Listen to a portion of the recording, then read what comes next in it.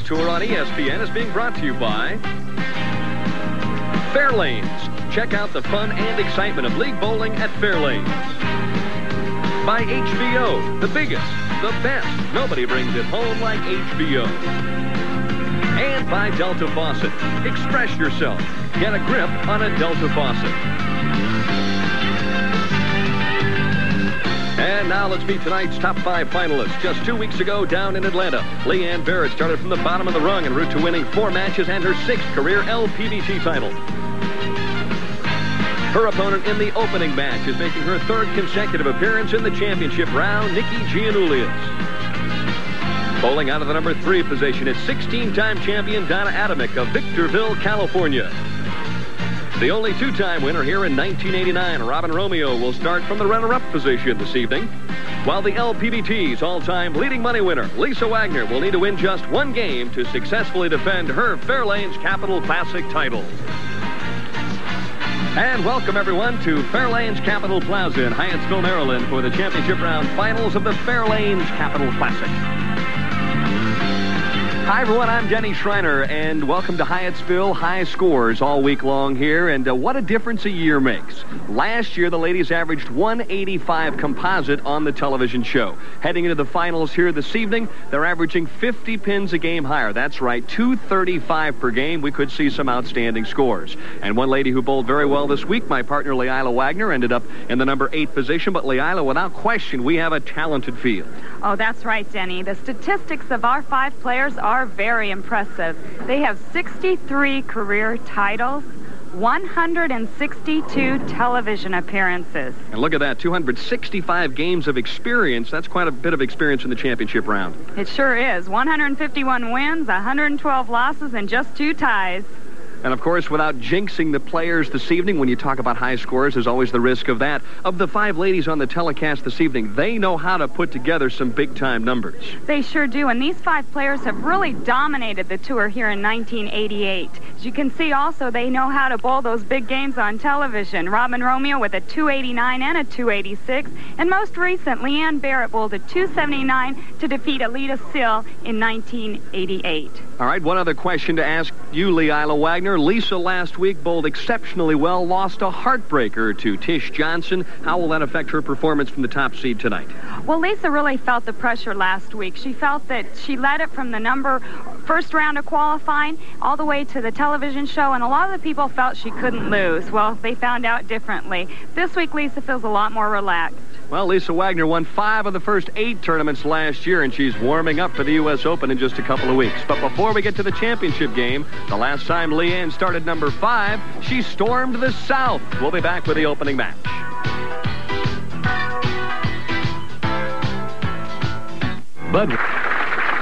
And welcome back, everyone, to Fair Lanes Capital Plaza in Hyattsville, Maryland. Fans filing in 3.5 hours prior to the telecast this evening for the extra good seats, and we're ready for the opening match here. Championship pair, 23 and 24. Nikki Gianulias has been a hot player as of late. Oh, she sure has, Denny. She has made the last 3 telecasts we've seen her on, and she finally broke that losing streak just last week. So she's geared up and ready to go. Doesn't waste much time hitting the pocket. Kind of a half 10 that time on lane 23. No, really good opening shot there by Nikki. Mentioning a little bit about the lanes in the practice session. They seem to be a little bit tighter as usual for the players on the television pair. They're like they were in the morning blocks. And we actually found the scores to get higher as more play was on them. And towards the later blocks, the scores went up. So the cross-lane conversion for Nikki Gianulias, 29 years of age, out of Vallejo, California, with 10 career titles. And this young lady right here, certainly a budding superstar on the LPBT Tour. Really an amazing player, Denny. We've talked so much about Leanne Barrette, but this week she almost didn't even make the final. She was in a roll-off for 24th place.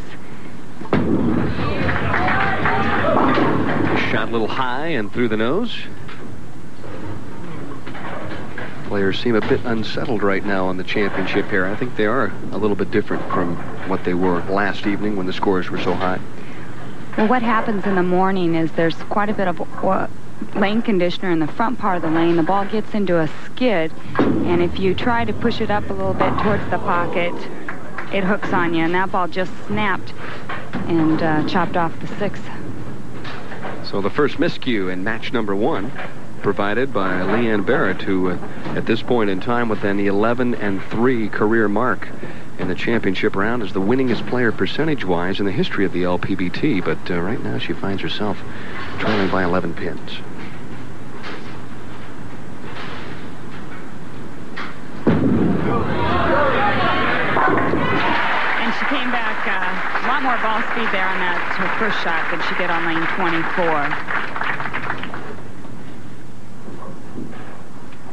A good look at Leanne's swing. She got the ball a little farther to the right and a lot more ball speed, and that ball held. Shot on lane 24 did not.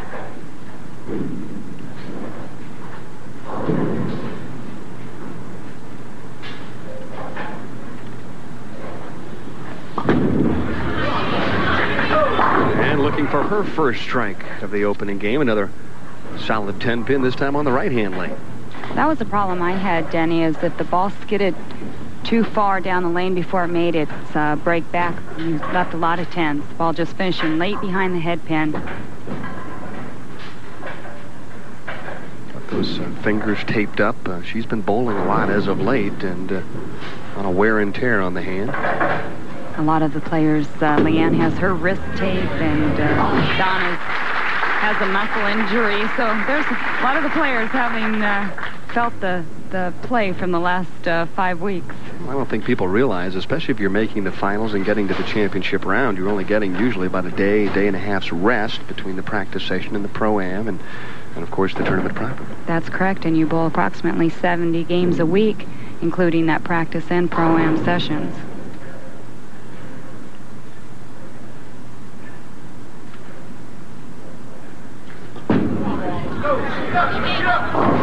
Going a little bit lighter that time, looking for the wall shot. Almost carried the 7. Nikki's best finish so far this year is 3rd in both the Lady Ebonite Classic in Atlanta and also the Carolina Classic. See this ball skidding quite a bit before it makes its break to the pocket. Trying to get the wall shot. The head pin did some work, but the 4-pin got in the way.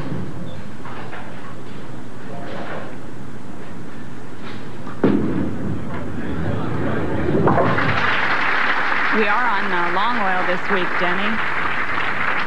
And the lanes have been stripped every night, so you do see a lot of back-end movement. The balls will break sharply towards the pocket in about the last 10 feet.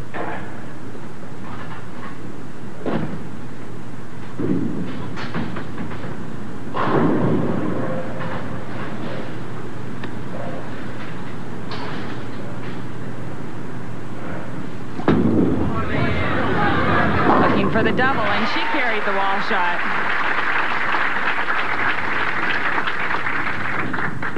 I like Leanne's game. Starts the ball very low, not much of a push away. She's just all power with this wrist. Great knee bend and good extension. Something a key for women pros. They work a lot with their legs.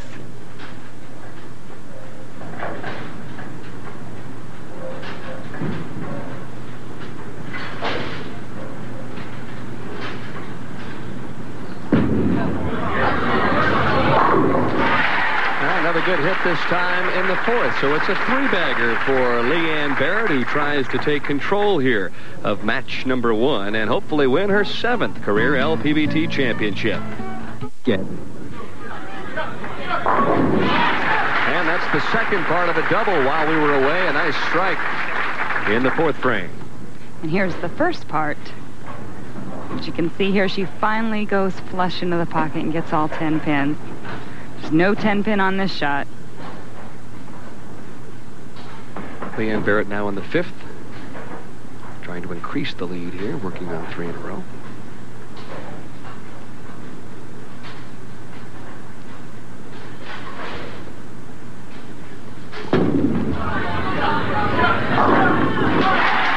Players have opted to go with more of the light hits, it would seem, here in the opening game. I think Leanne's a little uncertain here with lane 24. Her first shot did break onto the nose, and so she's given it a little bit more room here and opted for the light hit. And there's that head pin doing the work. This time the 4-pin didn't stop it.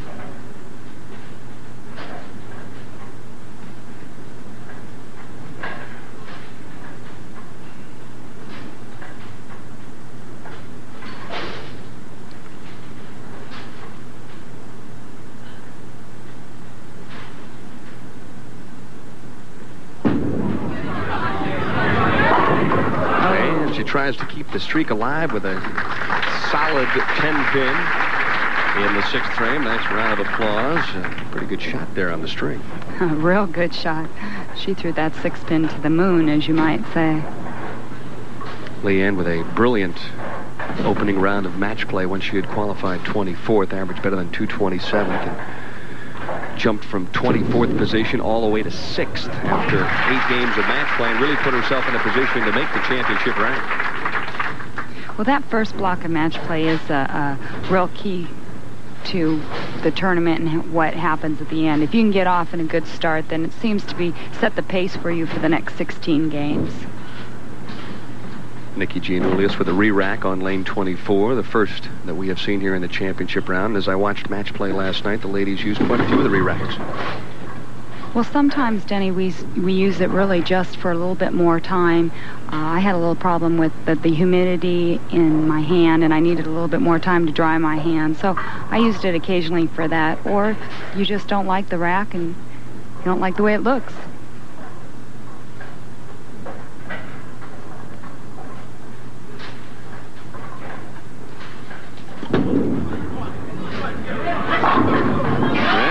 Kick off the 6-pin that time, and so now she has 3 in a row.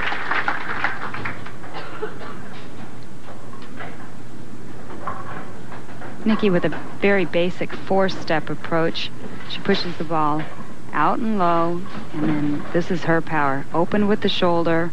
Her left arm is out in front of her, and she swings it back, and once again that knee bend and extension. And watch the 6-pin here as it just is going to love tap the 10.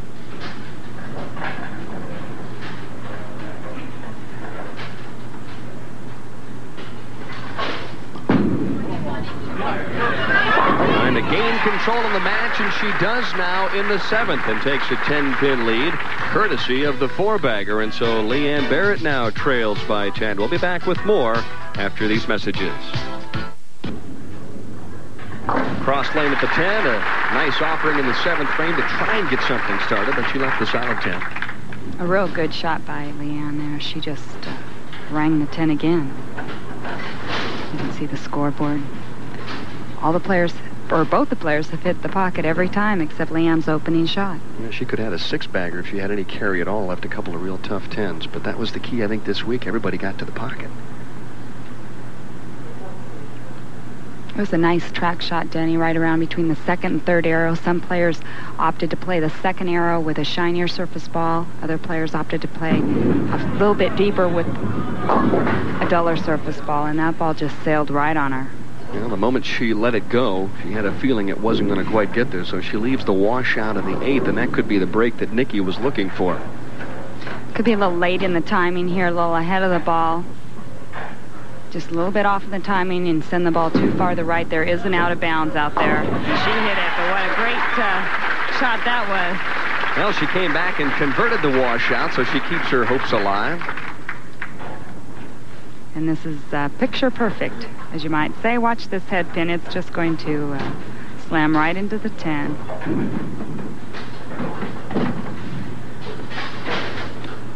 She leads by 15, could make it 25 with a strike here in the 8th.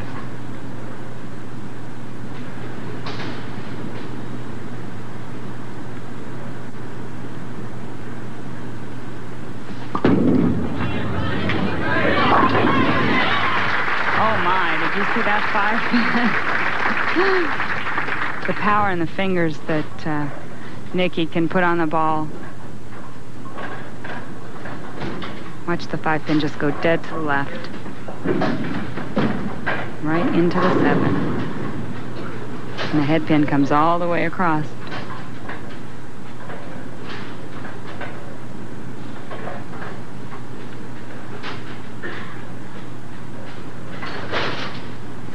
10 career titles. Nikki Gianulias was Rookie of the Year in her first year out in 1979. She was also Bowler of the Year in 1982.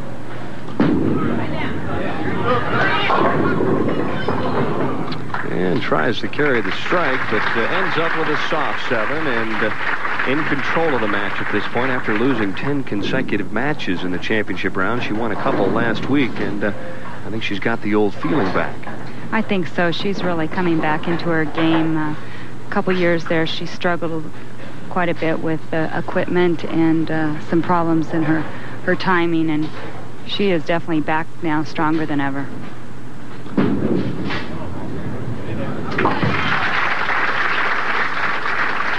So a spare up in the 9th, and she leads by 24. So for Leanne Barrette, there's no time like the present to get things started. She could shoot a possible 233 if she strikes out. And if she does that, she forces Nikki to mark. So Leanne really needs to get this one right here.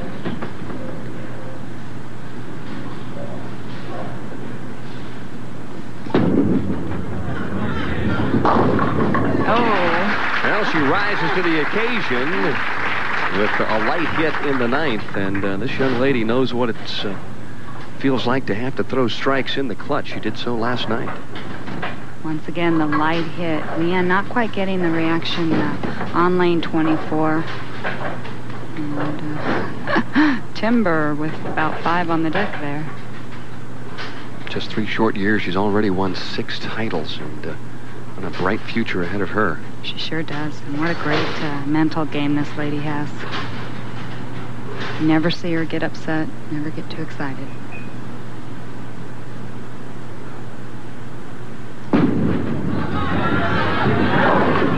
And leaves the bucket with the crucial shot. And so for Leanne Barrette, it's going to be 5th place and out this week, but when you consider the fact that she was in a roll-off just to get to the finals, a pretty big week for her.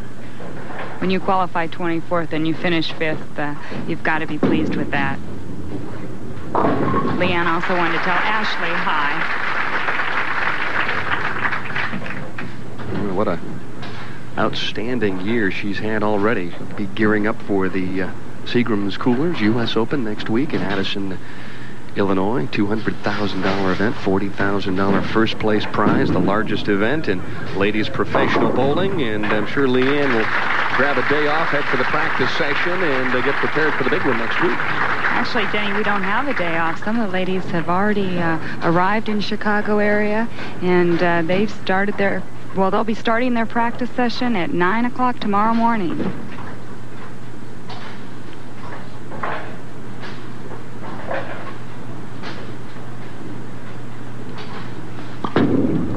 This is actually a free shot for Nikki Gianulias, who at this point in time is in the process of shooting 247 if she strikes a couple more times. So we projected possibly some high scores, and we're seeing one in the opening game. And Nikki has not missed the pocket in her last 10 attempts. So she figured out after the first 3 frames just how to carry. She'll be moving on to take on Donna Adamek out of Victorville, California in match number 2. On up the ladder, Robin Romeo, and it doesn't get any easier. Lisa Wagner, the top seed here this week. She's the defending champion. Long way to go here. Nikki Gianulias, though, appears to be pretty lined up on the championship pair. She sure does, and Donna Adamek's going to have her hands full as she comes on board. I think the hardest thing in the world to do is you come on, get your practice shots, and bowl against somebody that's lined up and shoots 240 the game before, because you know they've got the pair pretty well scoped out.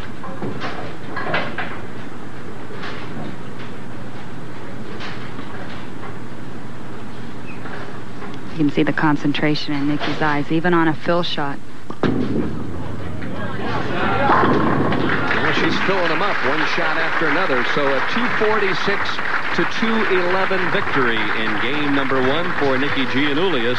And next up, she'll take on Donna Adamek. Stay tuned. We'll be right back. Nikki Gianulias in the opening game. And we take a look at where everybody else finished this week. Disappointing 8th for you, I know. Oh, definitely. And for Michelle Mullen, she had a great tournament. Anne-Marie Pike in the number 11 slot. Alita Sill, the only left-hander in the championship, finishing up 12th. Amateur Lori Branham finishing up 15th. And one of the promising young players, Laureen Ravine. She's made, 3 or 4 finals in a row out here this segment. Very competitive player. Wendy McPherson back in the finals one more time. And Donna Adamek, that name is familiar because she was the player that bowled against Leanne just to qualify for 24th. Karen Ellingsworth had to withdraw once again because of a sore hand. She sure did. She didn't want to have it hurt any more than it needed to be prior to the U.S. Open. So it's Nikki Gianulias now and Donna Adamek, and these two players from California have been bowling against each other for ages, so they know each other's games very well. Oh, they sure do. Matter of fact, I remember in 1976 when I bowled in a junior tournament down in San Francisco. Both of these players were involved in that tournament. And picking up right where she left off, she strikes in the first frame. This time she trips out the 4. That ball finishing a little high. She got the break, tripping the 4 and the 9. You know you've got good carry when you're slapping the 10s and tripping the 4s.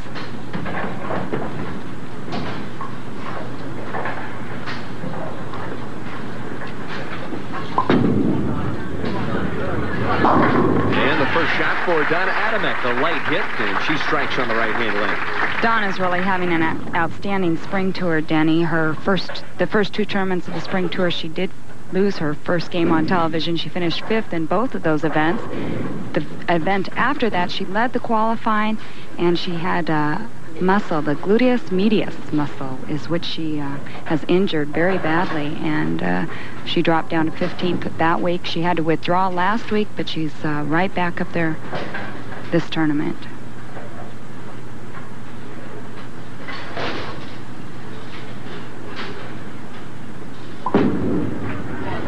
Trying to jump on the double in a hurry, and she does as she shakes him up on lane 23.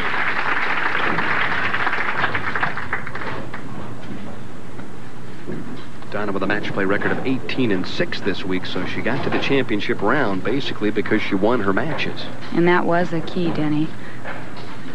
And it always is. For every match that you win, you receive 30 pins bonus.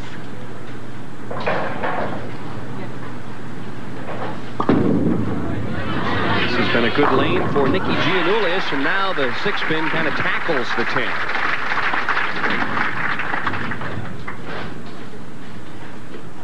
For those folks out there that are unfamiliar with our format, this week we bowled 3 6-game rounds for qualifying. Then we went on to 3 8-game rounds of match play. And there you see the championship round breakdown, and Nikki Gianulias, I think, favoring that right-hand lane.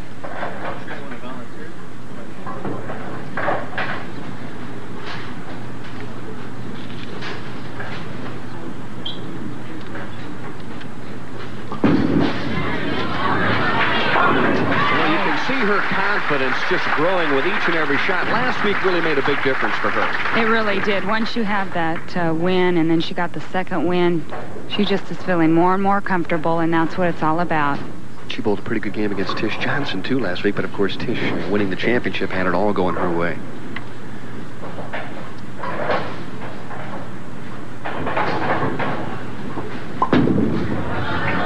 Little tighter line, and she pays the price, cuts through and leaves the 4-6. Well, the first 2 shots, she definitely went light. And that ball going a little bit more direct. As you can see here, she didn't give it the room, and the ball broke just the last few feet of the lane.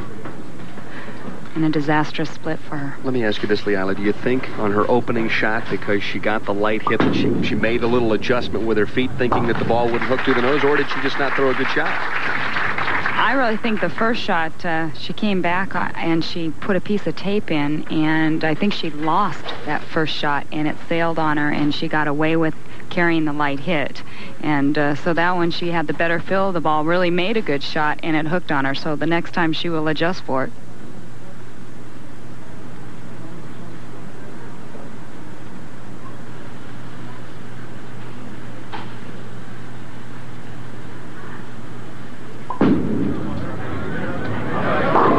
To bounce back from adversity, and She jumped up on that one a little bit, too, the moment she left it. And she thought, uh-oh, I did the same thing, but this time she leaves the 4.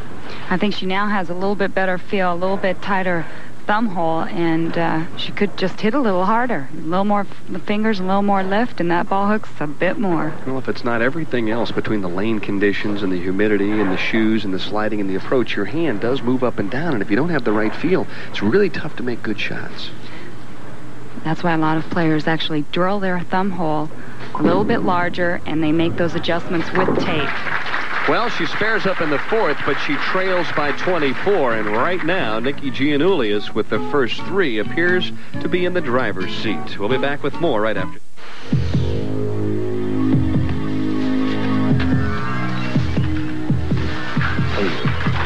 Whoa! Frank. I send you for a Bud Light, and you bring back... If you want the one light that outshines them all, ask for Bud Light. So, there are no men here. There's an unlimited supply of Bud. And when things are going right, Leanne, they're definitely going right. Oh, they sure are. What a powerful hit this is, and yet the 6-pin just stands up in the channel. But watch, it's not finished doing its job. Conk on the noggin there, and Nikki likes it. She's got 4 in a row. Is it 5? No, a little high, and she leaves the solid 4. Well, nice run with her first 4 strikes there. Well, how important is it to get out there and get to that fast start? Boy, you put the pressure on your opponent right off the bat, because you know that Donna's thinking, hey, Nikki's hitting the pocket with every shot. That's right, and Donna knows now she has to apply the pressure to herself to start striking and do it quickly. We've talked about it many times before. Those 10 frames go very fast. And Nikki just appears to be zeroed in this evening focus-wise. She hadn't really come close to making a bad shot thus far in a game and a half. She has not missed the pocket. Had 7 strikes in the opening game, and she's already started with a 4-bagger here. So for Donna Adamek, it's time to start striking here on lane 24.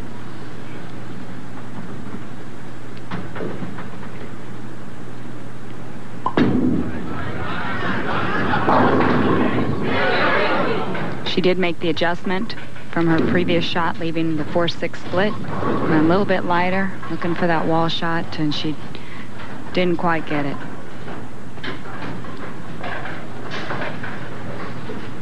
See here, a little light, the ball deflecting and not taking out the 5. Or a 7-pin just missed it.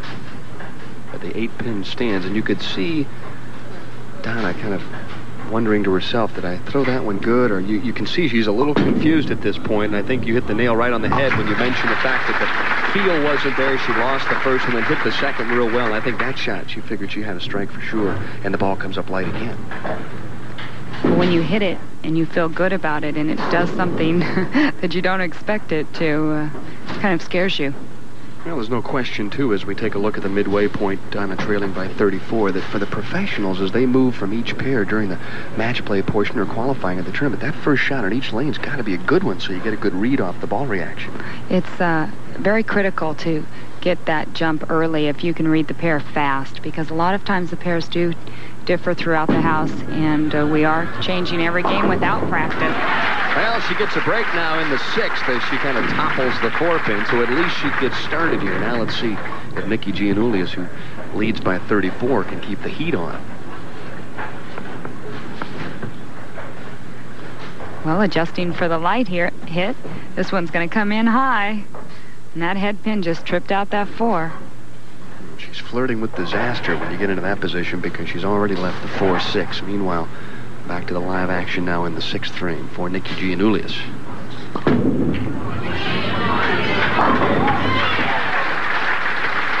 Most of those hits appear to be half hits, Leanne. Is she lined up for that kind of a hit, or is that basically just what's happening? I don't think she's lined up for that type of hit, but that's the area that you can create out here, and that's how these players made it to the championship round. If you create the area where you can throw the ball a little to the right, it comes back half hit, and you have enough power and enough fingers in the ball to cause the pins to fly like this.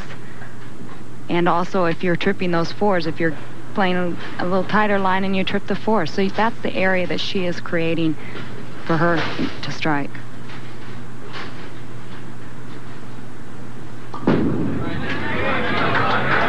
Wants to come back with a double. 5-pin or head pin dancing around the 7, but didn't quite accomplish the goal. So no double in the 6th and the 7th, but once again, a good shot. Nikki with a career match play record on television of 23 and 31, trying to improve on that mark.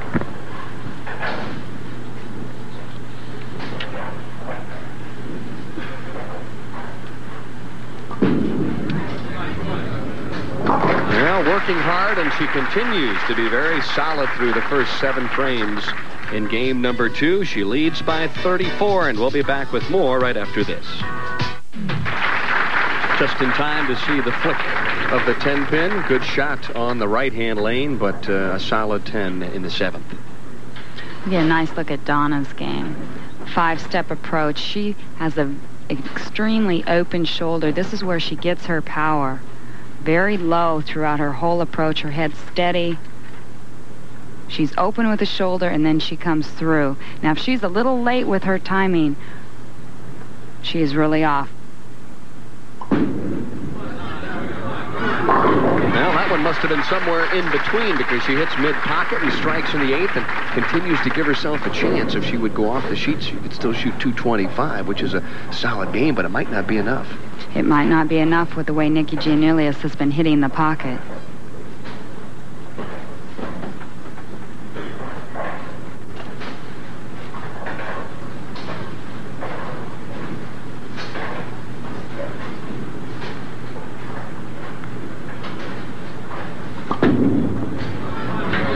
She is so confident on that right-hand lane. 6-pin with a little nudge, but didn't get the job done. Another half hit on lane 24. Well, what does she do now, Leanne? She seems to be throwing the ball well, but the ball's not hitting in the back end perhaps like it should.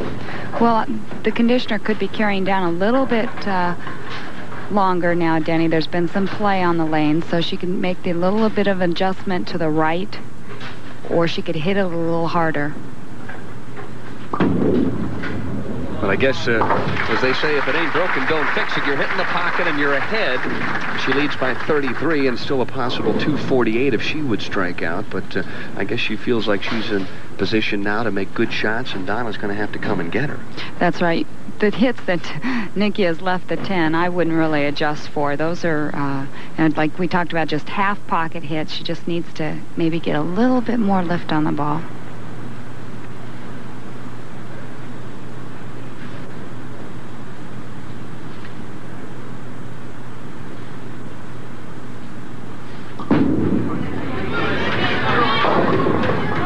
Once again, pins flutter around, but she leaves the 7. Now that's the second time she's left the 7 on lane 23, appearing to be a bit tighter than lane 24. I would start adjusting on lane 23. Well, I know it's such a fine line, but I mean, they say in the old days, you could move back on the approach maybe 4 or 5 inches, or move up on the approach depending on what you want to do without moving vertically, right or left. Well, this is true, and you can do that with this condition that we're playing on out here, because it is the long oil condition, and those type of moves do work on long oil condition.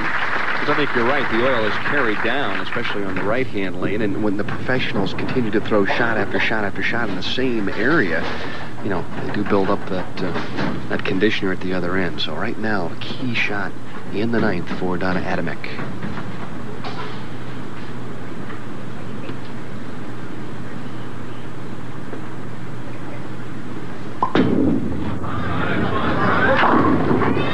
And she trips out the 4. Well, a big double now in the 8th and the 9th, so she's keeping her hopes alive right now.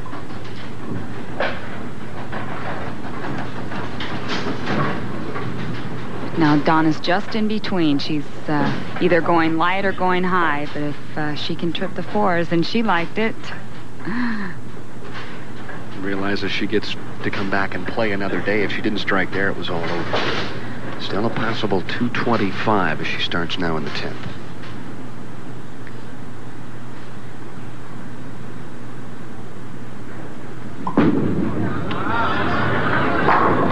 Well, big shot in the 10th, and she was very direct with that. A little more direct, a straighter line to the pocket, a little more ball speed. 2 more strikes, she does force Nikki to work. good possibility we could see a tie as well, depending on the count. Nikki Gianulias would go 9-9, be 225 apiece.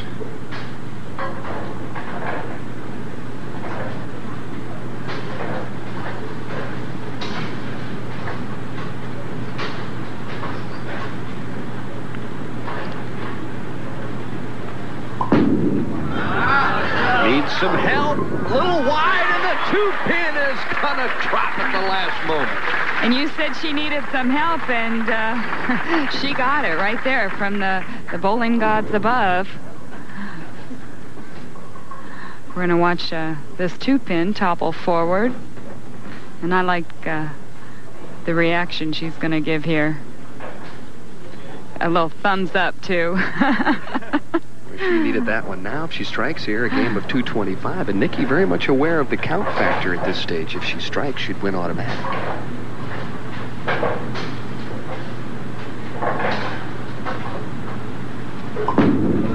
Gutsy comeback performance for Donna Adamek, who strikes out. And boy, we've seen the ladies strike out a bunch of times the last couple of weeks.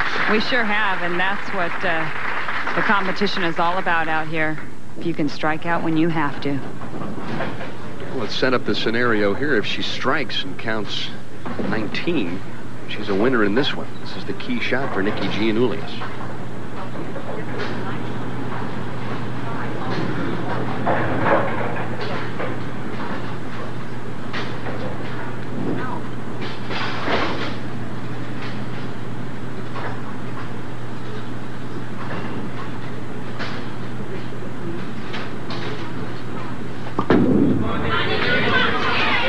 Oh, my goodness. Absolutely just a crisp, professional shot there, Leanne.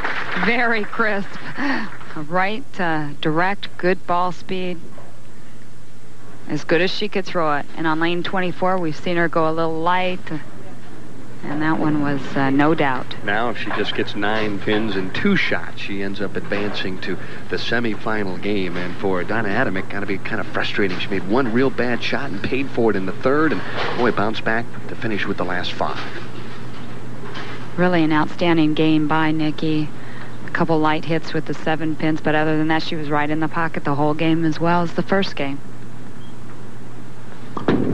Just trying to avoid disaster now. The light hit. She gets 8, so she'll carry it out to 1 more shot. She needs 1 out of the 2 to end up a winner here. These ladies don't do anything easy, Leila. No, this is called, crowd pleasers type thing. Keep the crowd on the edge of their seats. But I think the possibilities of Nikki getting 1 of these pins is very, very good. Okay. Just line up a little right and throw it hard, or what? Or you just throw your normal spare shot? I assume she will throw her normal spare shot.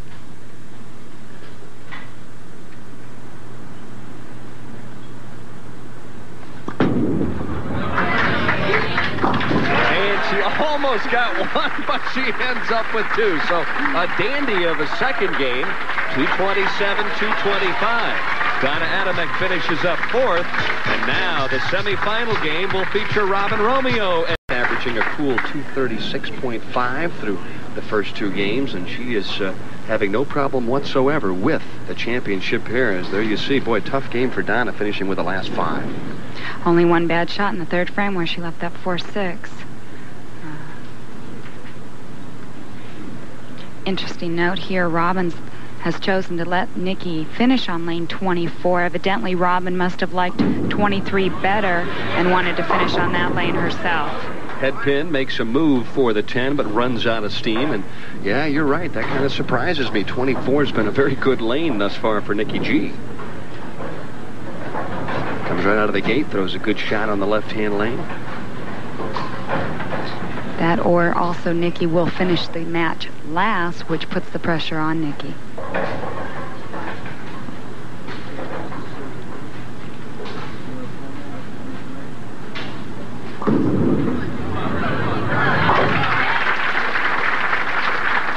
So she is still yet to really make a mistake here in the championship round. First up-close look at Robin Romeo, one of the outstanding players, a veteran, the only 2-time winner on the LPBT tour thus far here in 1989. She sure started out this year phenomenal. Out of the first 3 tournaments, she won 2 of them and finished second to Lisa Wagner in the other event. Leaves the 2-4-5 and the opening frame. A little a different approach for her. She obviously doesn't hook the ball as much as Nikki Gianulias does, and you and I were chatting when we watched her practice. We weren't really sure how good the reaction was of her equipment out there.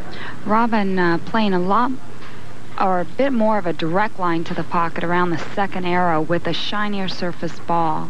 Now, Nikki's using a shiny surface bowling ball as well, but she's able to hook the ball more. And I think there might be a little bit too much conditioner on the lanes here for Robin. We'll have to wait and see. Well, last week in the Carolina Classic, Robin Romeo in a great position to make the telecast. And guess who shot the big game and beat her in the position round game? Nikki Gianulias, and that was awful way to go for Robin. She had a 200-pin lead going into the show. You usually feel like you're pretty much locked into the show, and I sort of felt the same way this week, Denny. Well, those things happen. This one a little higher in the pocket. She trips out the 4, but leaves the 10. Well, when you look at the other side of the ledger for her this week, she goes into the position round game last night, trailing Lisa Wagner by 6 pins. She could have been the top seed in this event and was nosed out last night. Well, a real steady tournament for Robin. After the first round, she moved into the second position and just virtually stayed up there the whole time. Really like her philosophy at shooting at the spares, especially the 10-pin. A little backup shot there almost, or straight. And very accurate player. Doesn't make many mistakes with the spare ball. No, she doesn't. And she made every finals last year, Denny. And spares are a big, important part out here on the women's tour.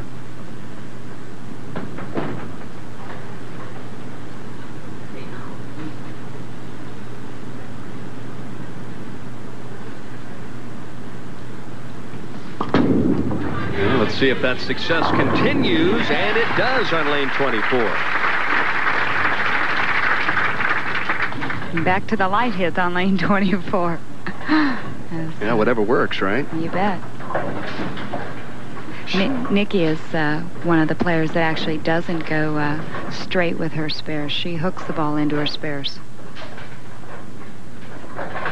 Nikki averaged 225.5 on the championship round pair this week throughout competition. Obviously a little ahead of schedule right now.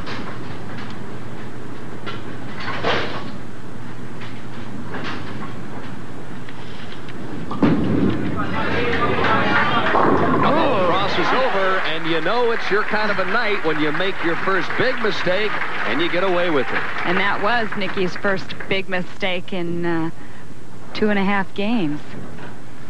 As this ball went left. She got the break off that head pin as it trips the 6. That was even high Brooklyn, too, right? Back on the other side on lane 24, Romeo makes the necessary adjustment and strikes in the 3rd, and she is a very confident individual in match play.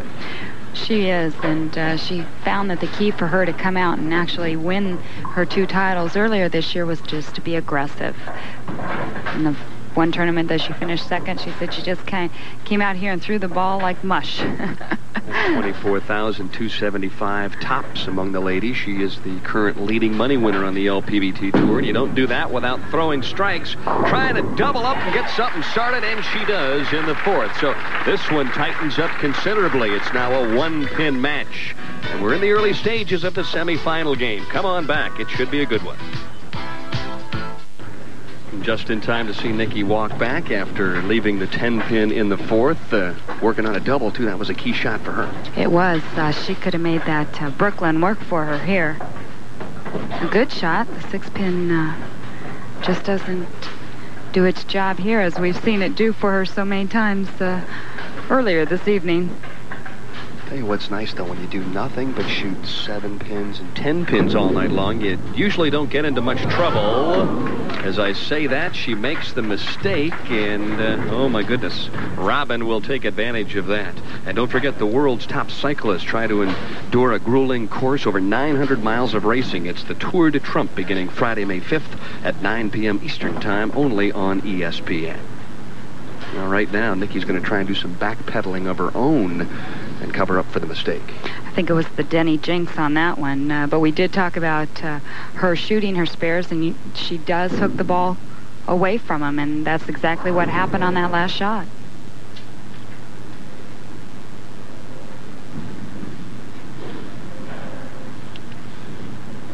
Well, let's see if she can shake off the adversity, and she does, but will she pay the price? That'll be the big key right now, because normally Robin Romeo is ever the opportunist.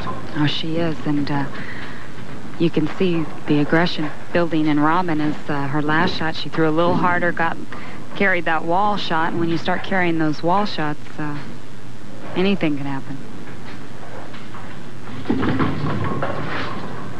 Robin with the re-rack on the right-hand lane.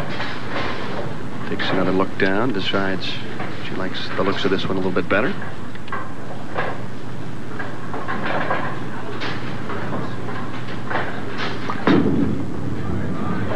Didn't waste much time, and really a nice shot in the fifth.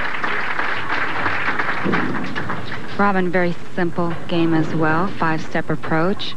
Carries the ball through her first step. And once again, you're going to see the low knee bend and the extension. And this is the reaction.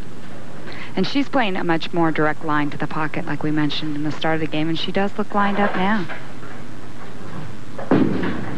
Trying to keep the pressure on, and boy, that would have been the break of the century. The 4-5-7 was standing at one time, and she ends up with just the 5. And a little smirk from Robin, actually, the ball not finishing hard enough, not quite enough lift in the fingers. Or actually, she's in the oil a little bit too much. She needs to move a little farther right on lane 23. It appears that lane 23 is the tighter of the two lanes. Both Nikki and Robin have gone light on that lane quite a bit. In championship round play, she is 1-0 against Nikki Gianulias, trying to extend the streak right now. Now Nikki G comes up in the 6th, and a double here would go a long way to pulling her back into this match. She's down by 21. Really wanting to start here in the last half of the game. Now's a good time to do it. Well, the only mistake that she's made was missing the 10 pin in the 4th. And if she bounces back here, she can erase that miscue.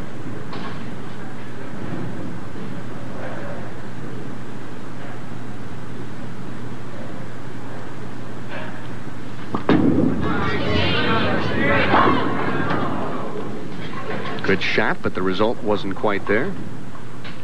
Denny, now the players have bowled 3 games, or Nikki 2.5 games, and the other 2 players have bowled on the lanes, and the conditioner is carrying down, and they are going to have to make some kind of adjustment, Nikki is, because she's just hitting half pocket after half pocket now.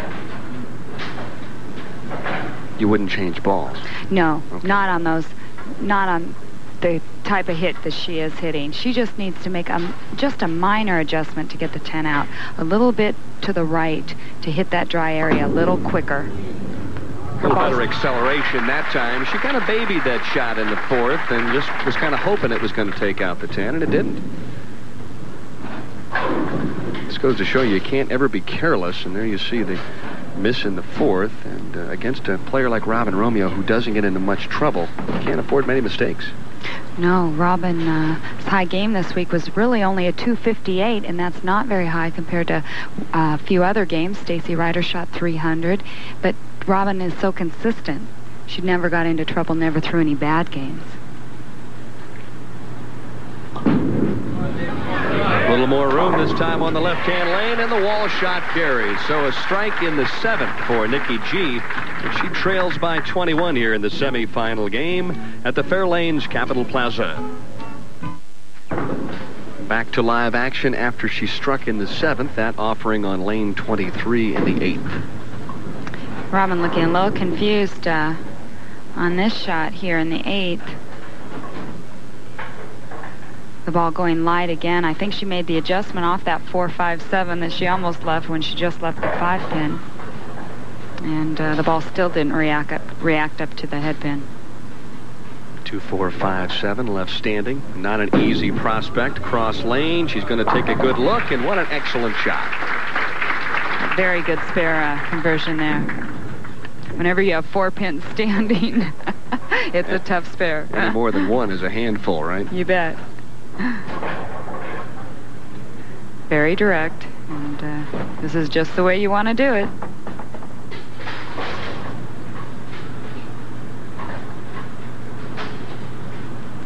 Nikki wears the armband, keep her tendons tight, and she's not having problems now, but she doesn't want to have problems in the future.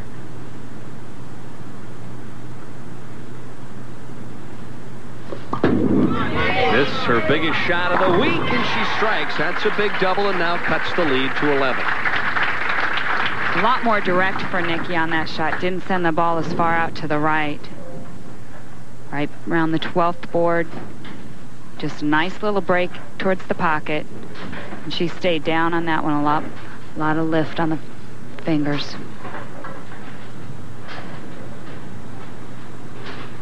Possible 237 if she would strike out. Possible 238 if Robin goes all the way. Here we go again. Exciting matches. Oh, yeah.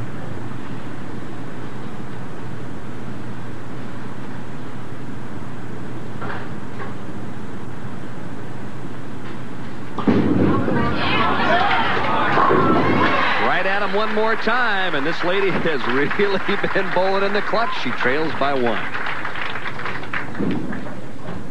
Denny, also the situation is this. Robin is going to finish on the lane that she has really not been hitting well, and it was her option to do so.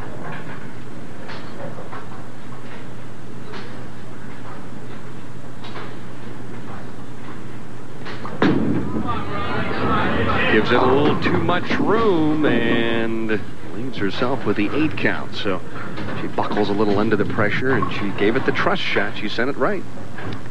Well, my coach in Seattle, Ed Dolphy, always said a bucket's a lot easier to pick up than a 4-6. So she trusted it, and it just didn't come back.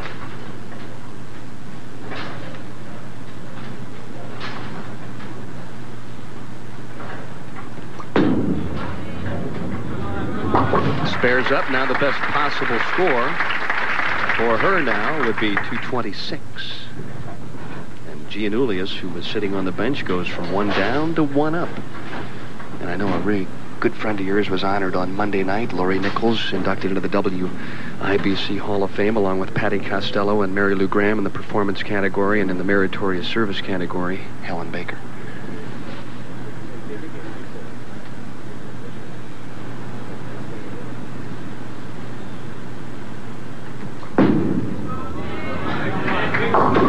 Boy, right through the nose. Not a good shot by Robin. She didn't have any ball speed on that whatsoever. Trying to go a little more direct to the pocket, but definitely been lost on lane 23. So with a spare and a strike, it would be 213, and boy, that just throws the door wide open for Nikki Gianulias to win the semifinal game and perhaps go for her 11th career championship. Good spare conversion there on the cross lane try, but for Robin Romeo in the 8th, the 9th, and the 10th, he just didn't seem to be very well lined up. No, she didn't. In the 8th, light again. The 9th, a little light again, and in the 10th, she made the adjustment and went high. So I still think the ball surface had a lot to do with it.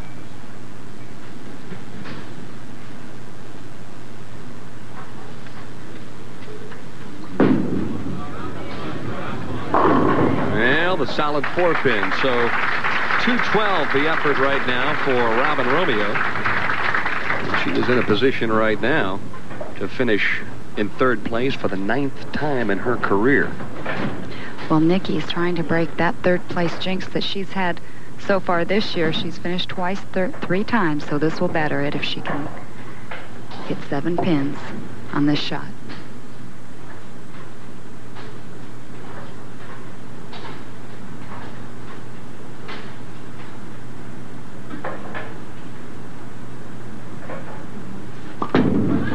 She'd really like to lock it up with a strike, and she leaves the bucket. Oh, my. Can you believe this? You don't want to shoot this to have to win the match, do you? No, you don't. Not only that, sent that ball way out to the right. It went out in the out-of-bounds area. She's trying to help it up. She's saying, come on, come on, come on. And she gets 6. Now she spares and gets 9. She loses the match.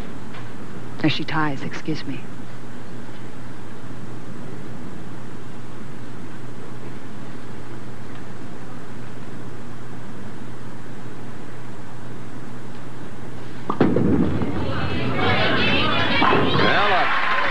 Shot to pick up the bucket. Now she must strike to win 9. And we've got a tie.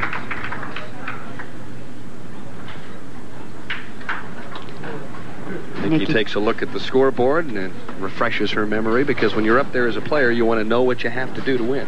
That's right. Sometimes you're uncertain of exactly the score. The thrills and chills and spills of the LPBT Tour, huh? Last week, a couple of games right down to the 10th frame already. Tonight, last game, and now this strike to win.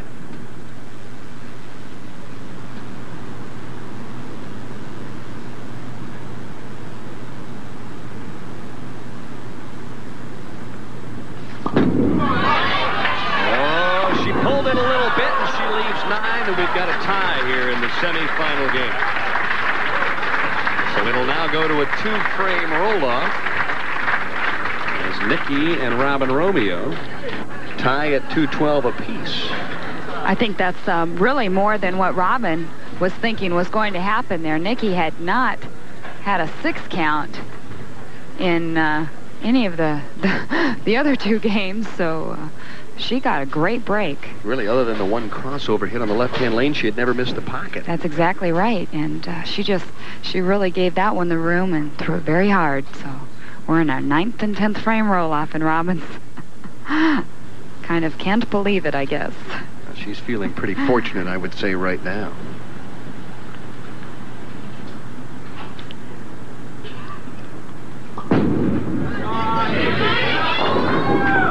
Light again, 2-pin stands.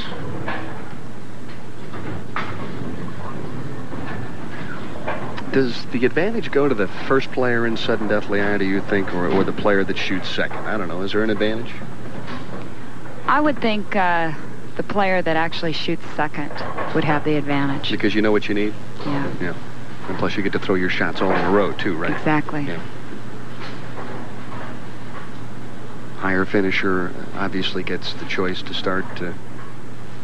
You know, I've never been in a tie. Yeah, I think that's the way it goes. Higher finisher gets the option to choose. And so Robin said, hey, I'll sit, wait and watch and see what you do, Nikki, and then I'll go up and play. So. But once again, that put Nikki finishing on lane 24, the better of the 2 lanes, and Robin finishing on 23. So. Yeah, but maybe Robin's figuring, hey, the last time she did a shot, she threw the bucket.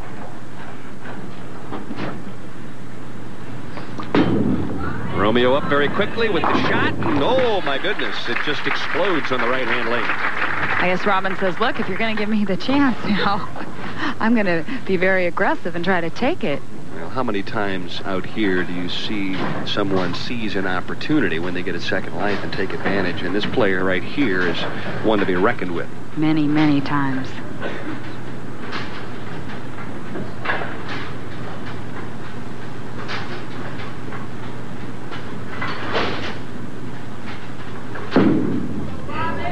Trying to keep the heat on, and that's as good a shot as she's thrown all night long. It sure was. Watch here as the 7-pin almost doesn't go, as it falls straight back. Little love tap by the head pin, and a reaction there by Robin. Come on, she's talking to it. Yeah. That's as much emotion as you'll see out of her in maybe an entire tournament. But she's in a position right now to lock things up. We're in sudden death. Game number 3, trying to keep the strikes coming, and she does. Now, one more shot, and it's all over. No, it's all over now. That was it. Locked her up with 3 consecutive strikes. No, it's over. She needed that one right there to lock Nikki out. Yeah, because the best Nikki could do would be 50. If she stays behind. Robin just needs to stay behind the foul line and keep the ball out of the channel. So she does the trick, leaves the 5 count, but Nikki Gianulias finishes third. Robin Romeo will get a chance to square off with her nemesis, Lisa Wagner, for the championship here in Hyattsville. Back in the trophy to Shirley Coates. And what a great tournament Fair Lanes has put on for us.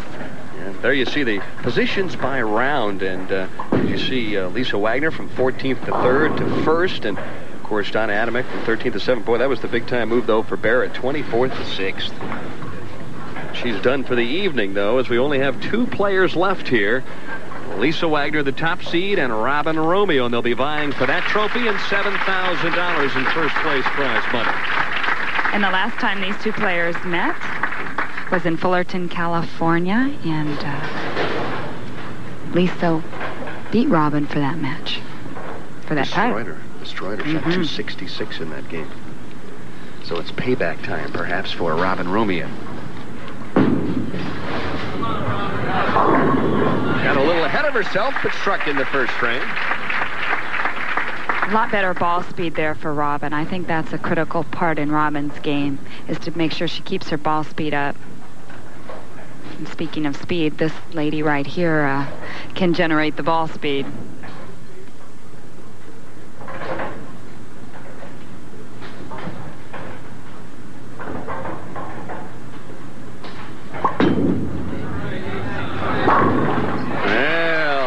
The big difference for Lisa Wagner. She just slaps that 10-pin around. Creates the ball speed and the hitting power as the 6-pin slapped the 10. Husband Kent is currently bowling in the Masters and bowling quite well. He was in 2nd going into the last round, and he is bowling at the exact same time right now. I wonder how the karma is going at this point. Don't forget the Masters, the ABC Masters, on ESPN this coming Saturday, live and direct from Wichita. 1 o'clock Eastern Time. Jay Randolph and my good buddy, Hall of Famer Mike Durbin, calling all the action in that one. So you want to make sure you stay tuned. Looking for the double to get things started. Ooh, 4-9, a possibility. Thank goodness the 4 left. Coming a little high on that shot. I think Lisa, knowing that lane 23 is not the lane that's moving quite well, and her finger, she had problems last week. She had ripped her finger, and the continued bowling, she hasn't had time to let it heal, so it is now ripped again. It's funny, I asked her, I said, how is the hand, Lisa? And she said, well, the finger's okay, it still hurts, but the thumb is worse. So if it's not one thing, it's another. That's exactly how I felt. So a good shot, but the 9-pin stood. So Robin Romeo with the opportunity now to maybe seize an advantage if she can double here in the 2nd. Both players really vying for that Bowler of the Year type title. Denny, it's still early in the season, but Robin, never having won the title, would really like to add that to her credit. A little light on the right-hand lane. You're right, she's the only 2-time titleist thus far. Lacey with 1 victory. Obviously, a 2nd place finish last week, and both players gearing up for the Seagram's Coolers U.S. Open Championship next week. And that $40,000 first place prize. Here, the ball deflecting. It's supposed to take out that 5. It doesn't do the job. Well, saving the wood a little bit on the right-hand lane as the 5-pin exited stage right. Robin Romeo and Lisa Wagner deadlocked at 20 apiece. Don't forget SportsCenter coming your way momentarily at the completion of this match. Bob Lee and Chris Berman, and I think they won the ABC Doubles Championship back in, it was 45 or 46 in Chicago, so they'll be standing by ready for this one. That's before my time. That's right, that's right. But one of the great doubles teams in ABC history. They'll have all the NBA scores, and speaking of scoring, Romeo does on the left-hand lane. Now Robin has the left lane figured out.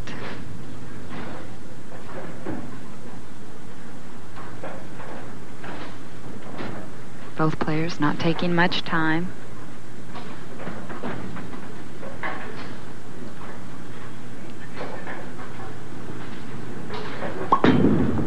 Trying to stay even Steven in the match. And what a bone-crushing strike that was. Once again, that 5-step approach for increased speed and more leverage. And the height of the backswing here, the perfect wrist is cupped, and she comes through it very, very strong. And if our folks saw the play of the hands last week, you could see the size of Lisa's hand. She has a 5-inch span. Incredible for a woman.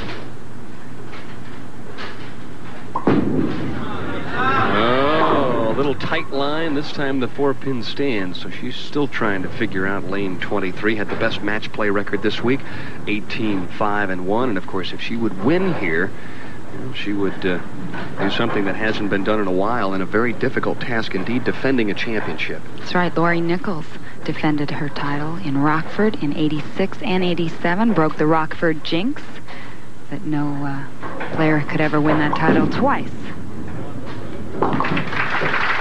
So a spare up now. That had been, what, 15, 16 years? Mm-hmm. No one had ever won 2 in a row. That's right. Tough place to come back yet, huh?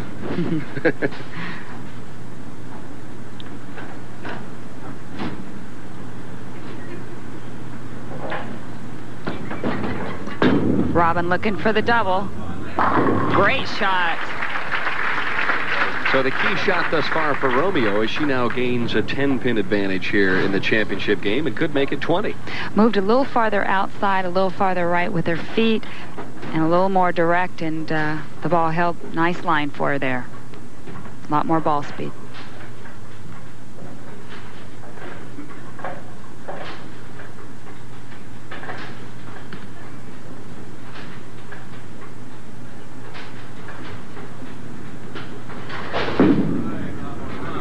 Well, she liked it when it left, and a solid 10. Boy, good shot there in the 5th. A real good shot. That ball finishing very hard, throwing the 6 around the 10. Like I said, she's moved out just a little bit, got away from that heavier oil in the center of the lane.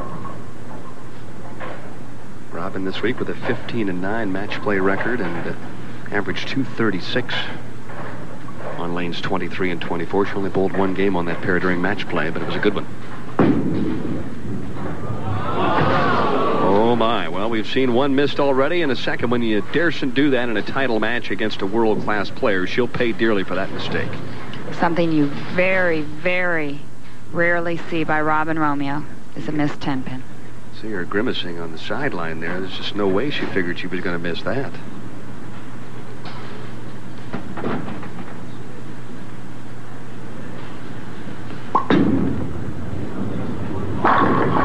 And Lisa jumping on it like the bowler of the year that she is. You can see the replay of Robin shooting the 10-pin. She does back the ball out. The ball hit the heavy oil in the center and just went into a skid, and just maybe 6 inches more and she would have had it. Lamenting the mistake right now, but as a professional, she's got to forget it and gear back up. Let's see if Lisa can take advantage of the mistake.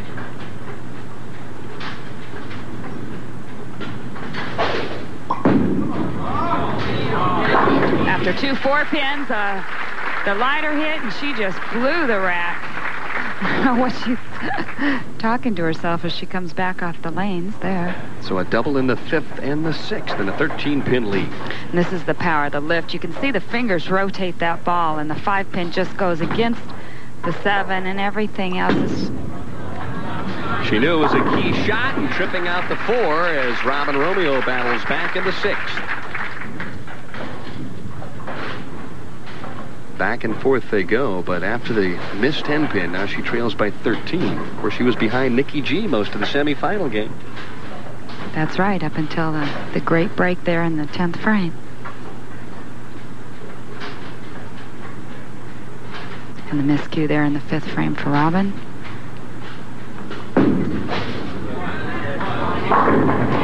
And right back with a double in the 6th and the 7th, which is what you would expect from a player of her caliber. Many times you'll find the match going one way or the other. If the players are both bowling bad, that seems to be the tune of it. And if they're both bowling good, they stay with it.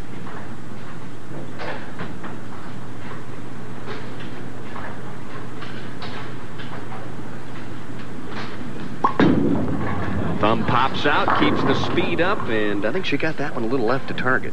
She did, and she fell off balance as well at the line. She was not down and low. Looked like she's stuck. She's swiping her shoe a little bit.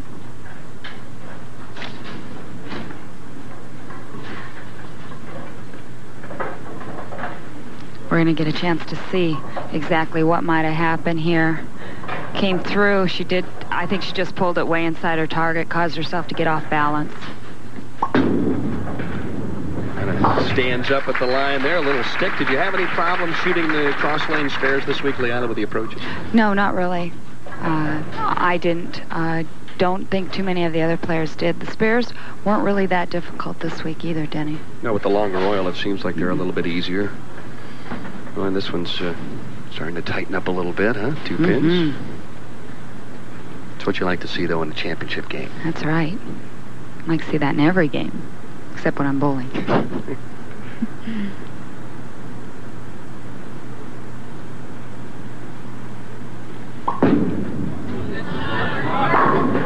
Ooh, boy, what a good shot that was in the 8th. So she comes back, and boy, if she'd have thrown the 4-bagger there, the pressure would have really been on Robin. But now Robin can grab the lead here.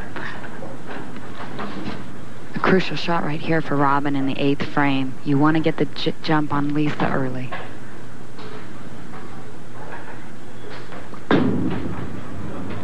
Good shot. Oh! And she tickles the 7-pin out, so now she works on the 3-bagger and grabs the lead. It was a good shot, but the ball didn't quite finish as hard as I thought it was going to. As you can see here, it deflects again, but the head pin came off, tripped out that 7. And a yeah, all right. 247, the best possible score for Robin Romeo.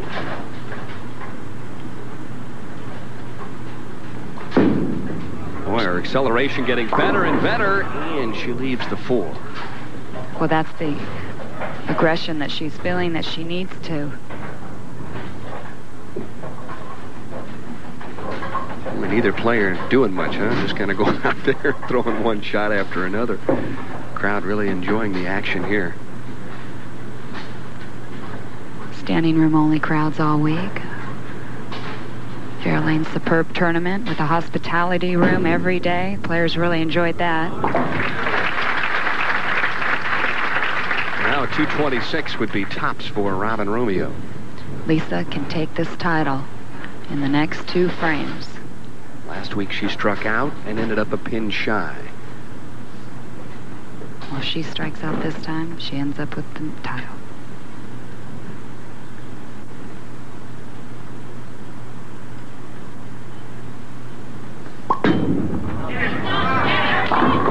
Well, it was left from the moment it left her hand, and still she's in a position where you can get the job done.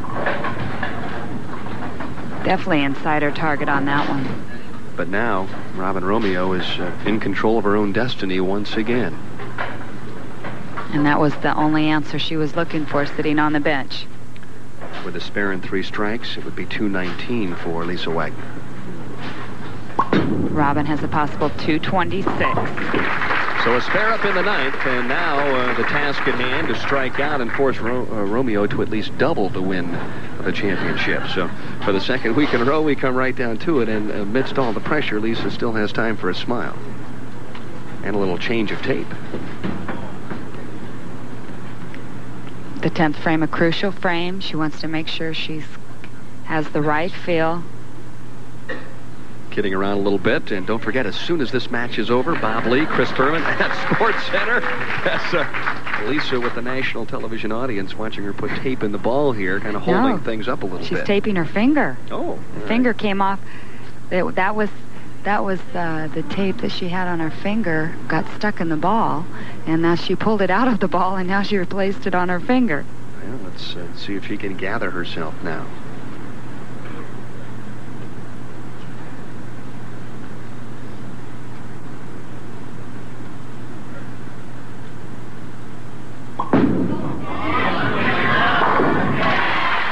No problem. I think she needs to tape both of them.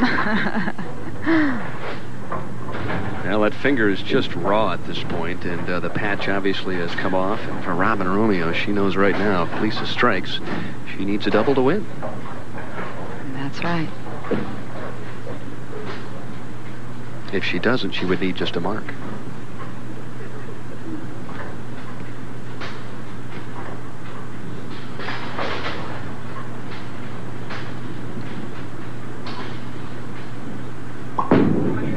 Keeps the speed up, gets it a little wide, and doesn't get the break on the 2 pin. So now for Robin Romeo, a spare is enough for her 3rd title of the season.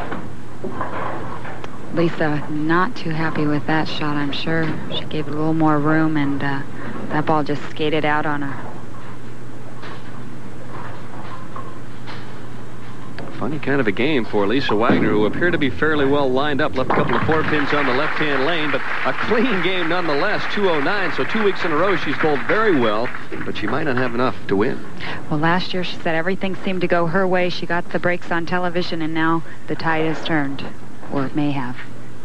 It's up to Robin Romeo right here.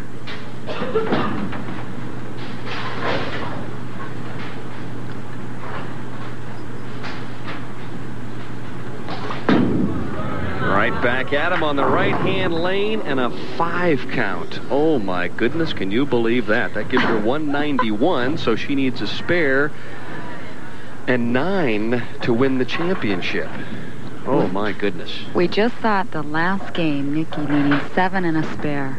She got 6 in the spare, so Robin needing to convert this to win.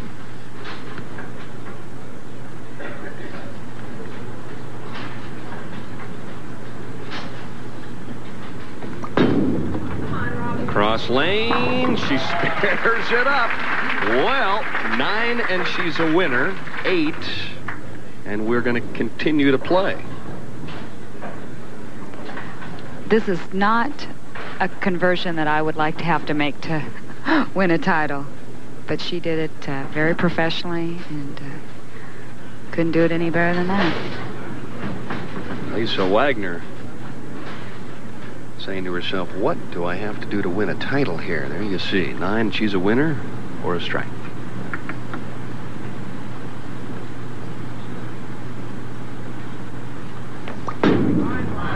Right up the pocket, and there it is, a strike for Robin Romeo, who wins here in Hyattsville in a very tense, tight...